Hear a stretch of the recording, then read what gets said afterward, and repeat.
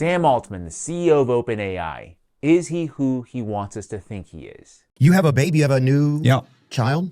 I don't even know how to find. I've tried to come up with an analogy to because now I'm telling everybody you gotta have a lot of kids. It's really important. Yeah. And I've been looking for an analogy of what to explain. And then I always just say I don't know how to explain this. It is the best thing I've ever done by far. I feel like a completely changed person. Right? He's just a caring and thoughtful CEO who loves babies. But is there a dark secret Altman is hiding about his past? This is a photo of a young Sam Altman, smiling in the blue polo, and directly below him is his sister Annie. They both look super happy, but with something horrible going on behind the camera. Because January of this year, the New York Times reported that Sam Altman's younger sister had filed a lawsuit claiming he had sexually abused her. Now, I pulled up that lawsuit to see what exactly Annie was alleging, and let me tell you, what I read was disturbing, much of which I can't even say aloud for it could get this video taken down immediately, but you could pause to read if you want. Now, back to the New York Times article. Instead of taking her allegations seriously, the Times all but dismissed them, saying Miss Altman had, quote, mental health challenges and refuses conventional treatment and lashes out at family members who are genuinely trying to help. First question is, what happened to believing women? And in this case, I actually have proof that this is false. This is a group text between Annie and her family. The blue bubble is Annie, and she's asking her family for some help to cover PT treatments and talk therapy. And it's not a lot of money that she's asking for, $45 for past bills and $15 for the therapy copay. And her brother Max replies below, hey, we all think it's best to have you pay for things in June yourself, yada, yada, yada. Basically, you're on your own. So it sounds like she was not refusing conventional mental health treatment, and it was her family that didn't want to support her. But you might be asking, why didn't she have any money? Great question, and this is where the story gets even darker, if you can imagine. Let's rewind the story a little bit. Annie Altman, she is the youngest of 4 siblings, the quote-unquote black sheep of the family. Despite completing pre-med at Tufts, she chose to instead pursue improv, music, yoga, much to her family's chagrin. Annie wrote in a blog post, quote, my siblings and my mother Connie were very judgmental about the shift. The one exception in the Altman family was Annie's father Jerry, with whom she was incredibly close to. He supported her unconventional choices, right? The music, yoga, even writing a book about how to be human. In her words, quote, I will always be a daddy's girl, and specifically yours. Unfortunately, in May of 2018, Jerry Altman tragically died from a sudden heart attack. This next part is just sad, but Annie wrote that her father had a heart condition, but still had to work full-time until his death in 2018, even though she repeatedly urged Sam to help retire their dad, who dreamed of living in Costa Rica. Throughout her life, Annie struggled with her mental health and her physical health, which worsened as she grieved her father's death.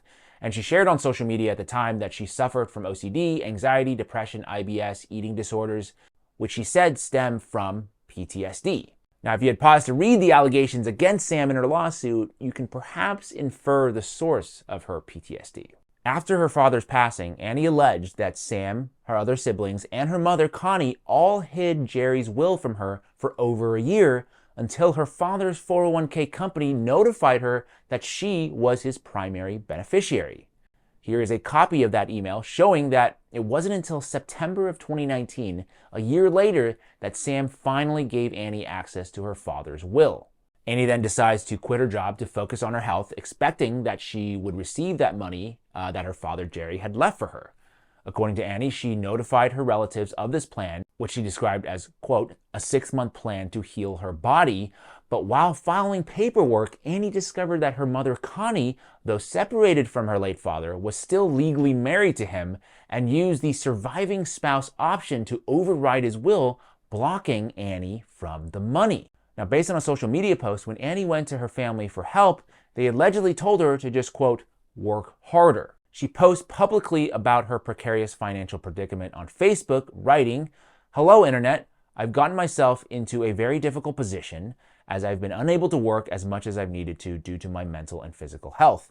I put myself in a financially risky position to pursue my one-woman show and podcast, and then had unexpected costs with health and technical difficulties. I'm dealing with the consequences of my own decisions, and I need help. That same month, left without options, she signs up for the first time on Seeking Arrangements, a site connecting sugar babies with wealthy clients.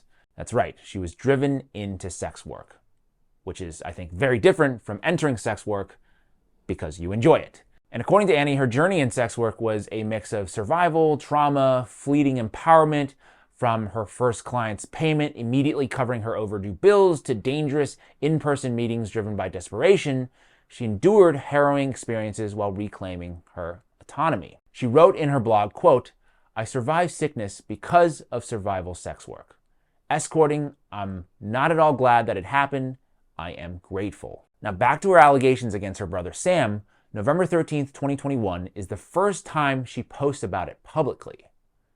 And then 1 year later, on November 30th, 2022, OpenAI launches ChatGPT to massive fanfare and meteoric success. Sam Altman becomes a household name, as we all know, the Oppenheimer of our age, as he's called in New York Magazine. Meanwhile, Annie is a ghost, who for the longest time, ChatGPT didn't even recognize her existence. Because remember, ChatGPT is basically just an internet scraper, so if he doesn't talk about her in his interviews, she basically doesn't exist. Now the timeline is kind of important there because a lot of people online are saying that Annie is making all this stuff up about Sam because she wants to extort him for his money, but as you can clearly see there, she made these allegations long before the launch of ChatGPT and before we knew it was going to be a success. Full disclosure, on September 24th, 2023, on the eve of Yom Kippur, Sam sends this email to Annie apologizing for not helping her. And in regards to the sexual assault lawsuit, Sam states unequivocally, quote, "All of these claims are utterly untrue. The situation causes immense pain to our entire family." Look, I don't know the truth, honestly. Nobody does other than Annie and Sam. But I will say that it's easy, super easy to dismiss these allegations because it's inconvenient. On one side, you have Sam Altman, one of the most powerful people in the world, a steward of AI technology that is almost certainly going to alter the course of human history. Annie, on the other hand, is his crazy sister. Who are you going to believe?